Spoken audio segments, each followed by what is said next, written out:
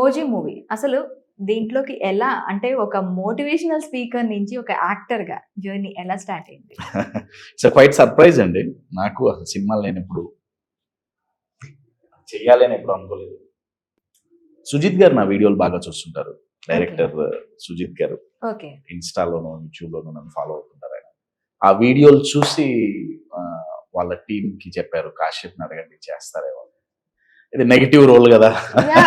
Actually ఒక motivational speaker positive వేలో కనిపిస్తారు. అంటే ఓజీలు కనిపిస్తారని తెలుసు, ఒక పాజిటివ్ వేలో కనిపిస్తారని కూడా కంప్లీట్ నెగిటివ్ షేడ్ ఎలా యాక్సెప్ట్ చేశారు? అంటే చాలా మంది డైరెక్టర్లు ఏమంటున్నారంటే, కశ్యప్ నువ్వు సైకాలజీ గురించి బాగా మాట్లాడుతావు, బాగానే ఉంది, బట్ చూడటానికి మంచి సైకో లాగా ఉందావు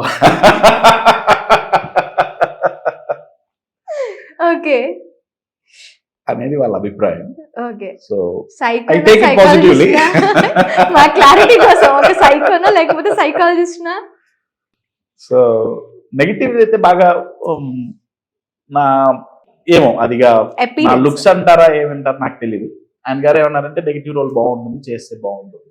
సరే చేద్దాం, దాన్ని ఉంది. పవన్ కళ్యాణ్ గారి సినిమాలో ఛాన్స్ రావటమే అదృష్టం, ఎందుకు వదులుకోవాలి అన్నట్టు. ఎందుకంటే ఐ బిలీవ్ మనలో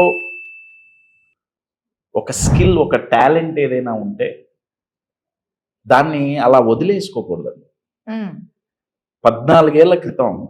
14 సంవత్సరాల క్రితం నేను ఒక ఆయన దగ్గరికి పబ్లిక్ స్పీకింగ్ నేర్చుకోవడానికి వెళ్ళాను. నేను ఒక స్టూడెంట్గా ఉన్నప్పుడు, ఫార్మసీ చదువుతున్నప్పుడు, మాస్టర్స్ చేస్తున్నప్పుడు పబ్లిక్ స్పీకింగ్ నేర్చుకోవడానికి నేను ఆయన దగ్గరికి వెళ్ళాను. ఆయన ఒక 4-5 రోజులు నన్ను గమనించి ఏమన్నారంటే, కశ్యప్ నేను పబ్లిక్ స్పీకింగ్ నేర్పుతా, కానీ ఇది వదిలేసే, ఫార్మసీ వదిలేసే, కోచింగ్లోకి రా, నువ్వు చాలా మంచి స్పీకర్ అవ్వగలవు, చాలా స్కిల్స్ ఉన్నాయి నీలో, సైకాలజీలో నువ్వు మంచి పట్టుంది నీకు, నీ ఆలోచన విధానం చాలా బాగుంది, అద్భుతమైన కోచ్ అవ్వగలవు. నాకు తెలియదు 14 ఏళ్ల క్రితం నేను ఒక కోచ్ అవ్వగలను అని నాకు తెలియదు. నాలో ఒక మోటివేటర్ ఉన్నాడని నాకు తెలియదు. ఒక వ్యక్తి బయట నుంచి చూసి నాకు చెప్పారు, ఇవాళ అది నా బిజినెస్, నా కెరియర్, ఎవ్రీథింగ్ ఈజ్ కోచింగ్.